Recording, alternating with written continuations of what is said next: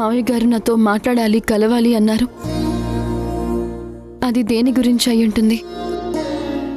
ఒకవేళ జరిగిందేదో జరిగిపోయింది, నంద అడిగినట్టు విడాకులు ఇచ్చేయమని అడుగుతారా?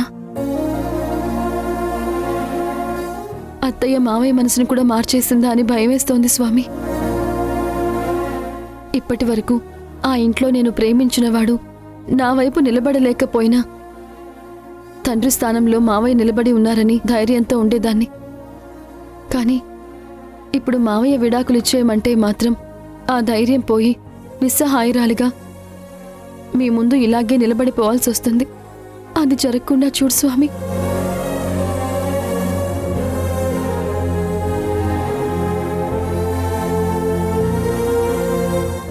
ఏంటమ్మా, పాపని తీసుకురాకుండా ఒకదానివే వచ్చావు? పాప స్కూల్కి వెళ్ళింది పంతులు గారు. ఆహా. అమ్మా యశోద, నీకు డబ్బులు ఇవ్వమని చెప్పారే భద్రాచలం గారు, అదిగో చూడు వస్తున్నారు.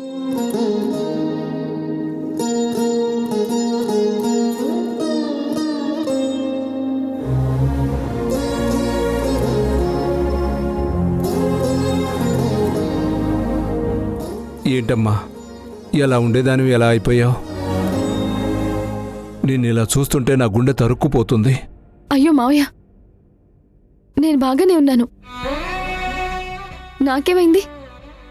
నేను నవ్వుతూ బానే ఉన్నాను. నీ గుండెల్లో బాధ పెదాల మీద వచ్చే చిరునవ్వుని కప్పిపెట్టడానికి ప్రయత్నిస్తుందమ్మా.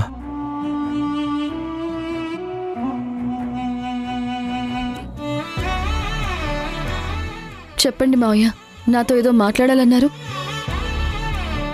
మీరేం మాట్లాడతారో అని చాలా టెన్షన్గా ఉంది. ఎందుకమ్మా అంత టెన్షను? నేను చెప్పేది నీకు సంతోషం కలిగించే వార్తే. ఏంటి మావయ్య అది? చెప్పండి మావయ్య. నందా నవమిని పెళ్లి చేసుకున్నాడా? నన్ను పాపని ఇంటికి తీసుకురమ్మన్నాడా? తనొచ్చి మమ్మల్ని పిలవడానికి ముఖం చెల్లక మిమ్మల్ని పంపించాడా? అంతే కదా మావయ్య? నాకు తెలుసు మావయ్య, నందా చాలా మంచోడు. మధ్యలో ఎవరెవరో మాటలు విని తను నా మీద ప్రేమను చంపుకున్నాడు, కోపాన్ని పెంచుకున్నాడు. ఎంతైనా మీ కొడుకు కదా మావయ్య, ప్రేమని పంచడంలో ఎప్పుడూ ముందే ఉంటాడు. చూడమ్మా, వాడు నా కొడుకు కానే కాదు. అవునమ్మా, వాడు నా కొడుకు కానే కాదు. ఎప్పుడైతే వాడు నిన్ను ఇంటి నుంచి వెళ్ళిపోమన్నాడో ఆ క్షణమే నా కొడుకు స్థానంలో వాడు లేడు. మళ్ళీ నిన్ను తన భార్యగా ఇంట్లో అడుగుపెట్టమని ఎప్పుడైతే చెప్తాడో అప్పుడే మళ్ళీ వాడు నా కొడుకు అవుతాడు. అంటే నందా నన్ను కాని పాపను గాని ఇంటికి రమ్మని లేదన్నమాట? లేదమ్మా.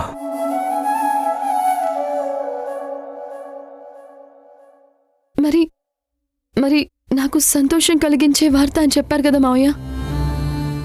అవునమ్మా, సంతోషం కలిగించే వార్తే.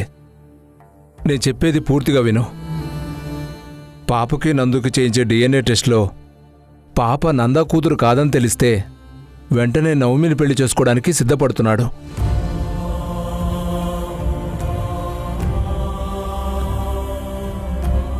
నువ్వెందుకమ్మా బాధపడతావు? పాప నందు కూతురే అని నేను నమ్ముతున్నాను. అలాగే రిజల్ట్ కూడా వస్తుంది. అప్పుడు నందు ఆ నవమిని మెడపెట్టుకొని బయటికి గెంటేస్తాడు. వాడు గెంటేయకపోతే నేను మెడపట్టి బయటికి గెంటేస్తాను. మీ ఇద్దరినీ ఒకటి చేస్తానమ్మా. నువ్వేం భయపడాల్సిన అవసరం లేదు. అమ్మా యశోద, పాపను ఒకసారి చూపిస్తావా?